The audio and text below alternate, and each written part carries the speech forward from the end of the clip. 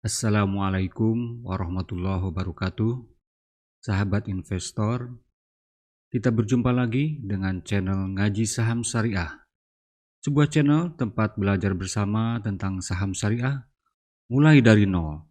Pada video kali ini, kita akan membahas cara cepat mengetahui saham bagus. Nah, bahasan ini sangat penting bagi investor. Kenapa? Karena kita akan memegang saham itu dalam jangka panjang. Sehingga kita harus bisa memastikan bahwa saham itu bagus. Layaknya seperti kita membeli mobil misalnya, kita harus memastikan karena kita akan pakai dalam jangka panjang misalnya, kita harus memastikan bahwa mobil itu bagus. Demikian juga dengan saham. Kita harus tahu betul apa saja yang menjadi indikator, kemudian bagaimana cara membacanya. Ikuti terus video kali ini.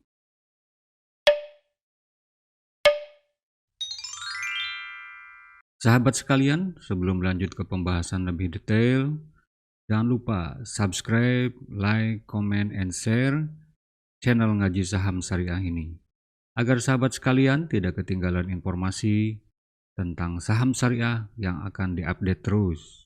Disclaimer on, video ini hanya pembelajaran umum ya, bukan rekomendasi untuk membeli atau menjual saham tertentu. Sehingga segala resiko itu menjadi tanggung jawab teman-teman sendiri ya. Baiklah teman-teman, sahabat sekalian, para investor, para calon investor, kita akan dibantu oleh sebuah aplikasi ya, untuk mengetahui cara cepat ya, untuk mengetahui harga saham ini, untuk mengetahui bagus atau tidaknya saham ini, yaitu dengan RTI Bisnis. Di kalangan para investor saham ini tentu sudah sangat terkenal ya aplikasi ini, dan ini bisa di-download baik di Android maupun di iPhone ya. Ini kita bisa pakai HP untuk ini, karena ini screening awal ya, untuk melihat kira-kira saham yang kita akan beli ini wonderful company atau bukan. Kita hanya menggunakan HP saja sebenarnya sudah bisa. Jadi segampang itu teman-teman sekalian. Kira-kira ada 4 yang memang sangat penting untuk kita lihat. Sebenarnya informasinya itu jauh lebih banyak dari itu. Tetapi kita hanya menggunakan 4 ini paling tidak di awal untuk mengetahui kira-kira saham yang akan kita beli itu bagus atau tidak. Wonderful company atau bukan. Yaitu salah satunya adalah GCG atau GCG ya, NPM, nilai ROI, dan nilai DER. Bagaimana cara mengaplikasikannya di RTI Bisnis? Nanti teman-teman klik RTI Bisnis, kemudian setelah itu akan muncul layar seperti ini. Nah, teman-teman bisa nanti kalau kita mau melihat sebuah saham, maka kita di sini harus mengklik ya. Ini kemudian nanti setelah diklik kita tulis saham apa yang akan kita cek. Misalnya dalam kali ini kita akan mencoba membuat contoh saham ICBP ya, Indofood CBP ya, Indofood Sukses Makmur. Nah, ini akan kita coba seperti itu. Jadi klik di sini kemudian tulis ICBP, nah nanti akan muncul seperti ini tampilannya. Nah, di tampilan seperti ini di sini sebenarnya banyak yang bisa kita lihat ya. Ada finansial, ada analitik dan sebagainya. Simak terus pembahasan berikutnya. Baik teman-teman, nah yang pertama adalah GCG ya, Good Corporate Governance ya, atau tata kelola perusahaan yang baik. Nah, dalam GCG ini nanti dilihat di mana? Di RTI Bisnis bisa dilihat di profil ini. Jadi dari yang tampilan tadi setelah muncul ICBP, kemudian klik profil ya, profil perusahaan, maka muncul seperti ini. Nah, apa yang dilihat di sini? Yang dilihat di sini pertama untuk melihat GCG ini adalah ini para pengendali atau manajemen ya, manajemen perusahaannya. Jajaran direksi, kemudian komisaris ya, komisarisnya siapa, kemudian direkturnya siapa. Nah, ini apakah orang-orang yang akan mengendalikan perusahaan yang akan kita beli, walaupun cuma sedikit yang kita beli ya, tetapi kita perlu tahu apakah orang-orang yang berada menakodai perusahaan ini, apakah orang-orang yang baik atau tidak. Jadi ini bisa diklik misalnya di Google ya, apakah ada berita korupsi atau tidak gitu ya. Apakah ada berita tentang manipulasi laporan keuangan dan sebagainya. Nah, ini dicek dari sini. Nah, di RTI Bisnis pun ada sebenarnya. Jadi di sini ada news ya. Newsnya ada dua, ada CA News dan ada news. Kalau yang CA News itu khusus mengenai perusahaan itu ya, ke dalam. Kemudian kalau yang news seperti ini, begitu diklik nih ada berita-berita. Di sini pun bisa dicek. Begitu diklik lagi, ini mungkin ada berita dari Kompas, berita dari Kontan ya dan sebagainya. Ada dari IDX dan sebagainya. Nah, ini bisa dicek di sini. Kemudian hal lain yang perlu dilihat adalah yaitu menyangkut optimisme perusahaan. Jadi perusahaan itu apakah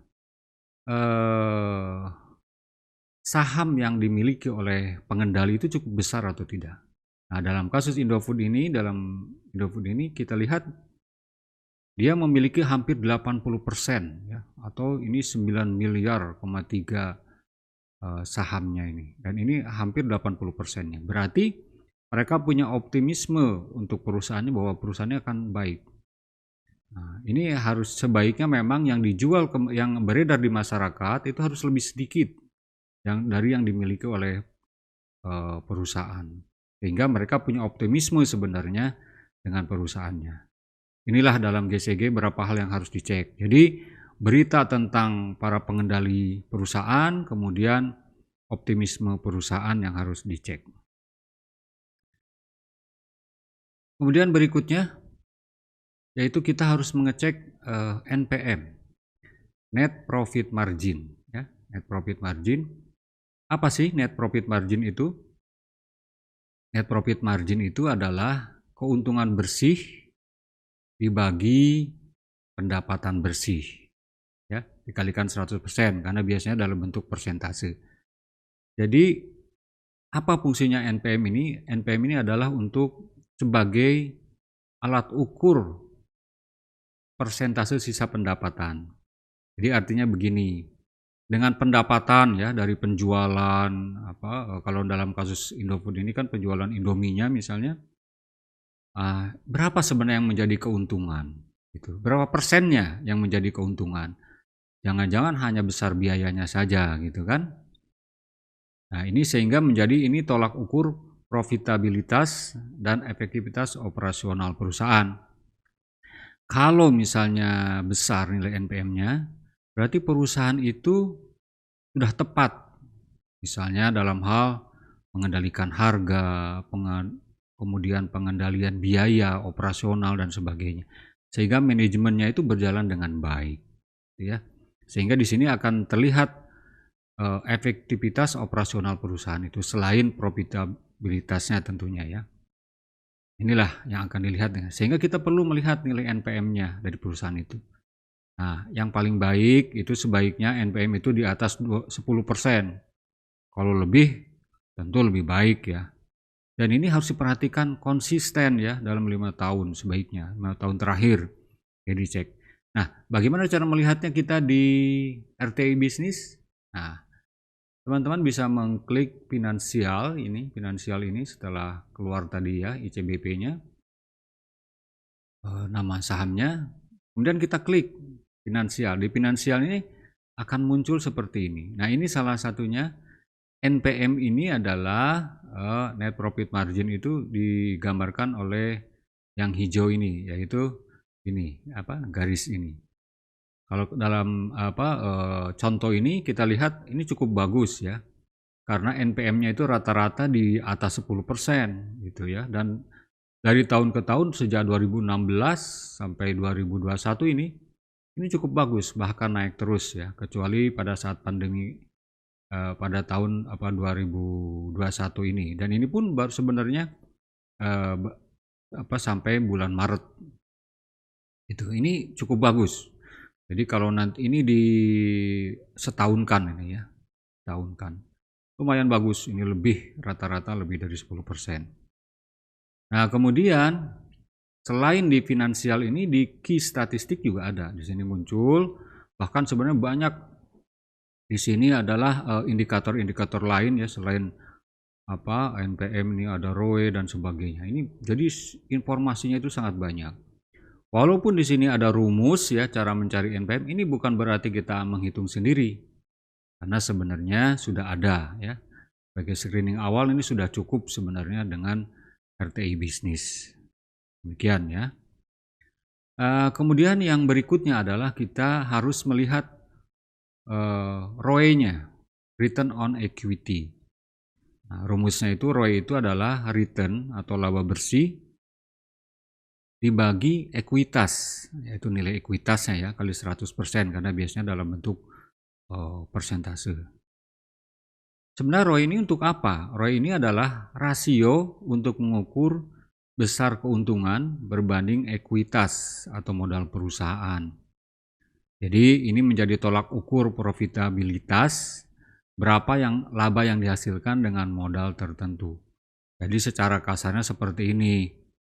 Kita misalnya dengan modal X itu sebenarnya menghasilkan laba berapa gitu. Kita harus lihat bahwa perusahaan ini sebenarnya apakah modalnya besar tapi keuntungannya kecil, ini kan sebenarnya sesuatu yang tidak baik ya, berarti tidak efektif ya. Tidak menguntungkan. Karena sebenarnya ini harus sebaiknya itu di atas 20%. Itu ya, di atas 20%. Walaupun ini memang sekarang apalagi jenis perusahaannya lain-lain ya. Ini memang tidak bisa dipukul rata sebenarnya. Tetapi kalau 20% ke atas itu udah sangat baik ya. Baik. Nah, bagaimana cara melihatnya kita di RTI bisnis? Yaitu dengan mengklik di statistik ya. Dengan mengklik di statistik, kita akan melihat bahwa di bawah itu kalau di scroll ada return on equity atau ROE. Jadi angkanya sudah ada.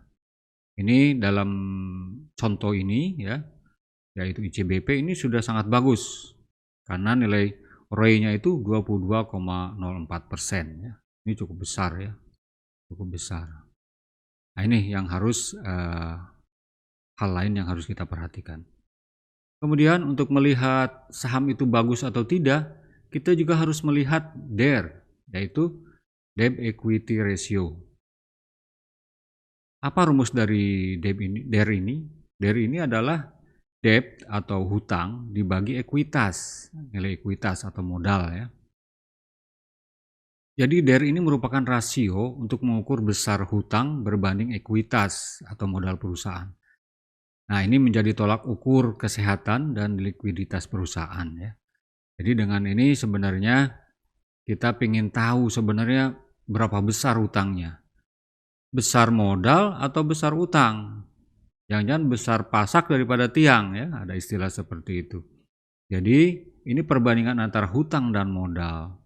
Nah, yang bagusnya sebaiknya itu di bawah 100%. Artinya hutangnya itu tidak melebihi dari modalnya. Itu yang paling baik. Tetapi tetap harus kita lihat jenis perusahaannya. Karena kalau di bank itu pasti akan besar sekali di atas 100% walaupun bank bagus. Kenapa? Karena simpanan dari para nasabah bank itu dicatat sebagai hutang oleh bank. Ya, sehingga ini tidak bisa dijadikan patokan untuk perusahaan bank. Nah, bagaimana cara melihat DER ini?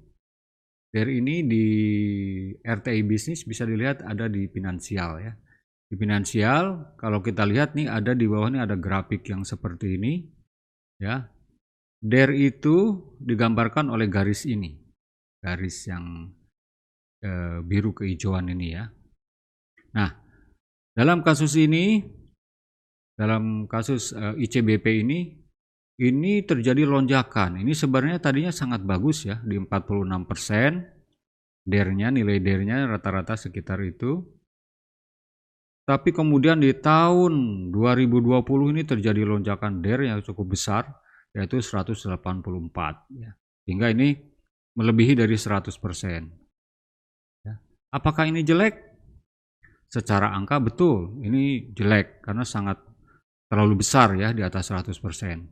Tapi itulah, nanti ini kan baru screening awal, jadi nanti harus dilihat lagi kenapa ada kenaikan yang cukup besar. Nah, ternyata kalau kita cek, ini beritanya adalah pada tahun 2020 sekitar bulan Agustus itu ICBP Indofood itu melakukan akuisisi terhadap Pine Hill ya. Pine Hill itu adalah perusahaan pemasaran dari ICBP di luar Indonesia, karena ini sebenarnya Indomie itu sudah menyebar kemana-mana ya, di luar Indonesia banyak juga yang senang mengkonsumsi Indomie. Nah, kalau melihat itu, ini sebenarnya bukan digunakan untuk hal yang tidak cocok ya, tapi ini untuk pengembangan. Ini menjadi pertimbangan. Jadi walaupun gede, barangkali ini bisa menjadi pemicu ke depan naiknya omset gitu ya. Demikian. Kemudian kalau kita klik di key statistik juga akan muncul bahwa debitnya ada di bawah, sehingga nih nilainya 173,95 dan ini jauh di atas 100%. Tapi seperti yang saya sampaikan tadi, ini sebenarnya harus digali lagi ya. Ini karena ini sebenarnya hanya informasi awal yang ada di sini. Sahabat investor, selamat berinvestasi. Tonton terus video lainnya tentang investasi yang halal dan menguntungkan hanya di channel Ngaji Saham Syariah. Jangan lupa subscribe, like, comment, and share channel Ngaji Saham Syariah ini. Sahabat investor, hidup harus tetap seimbang. Karena itu tetap rileks, bahagia, bermanfaat bagi sesama, dan terus berusaha menggapai sukses dunia akhirat. Manjada wajada. Sampai jumpa pada video berikutnya. Wassalamualaikum warahmatullahi wabarakatuh.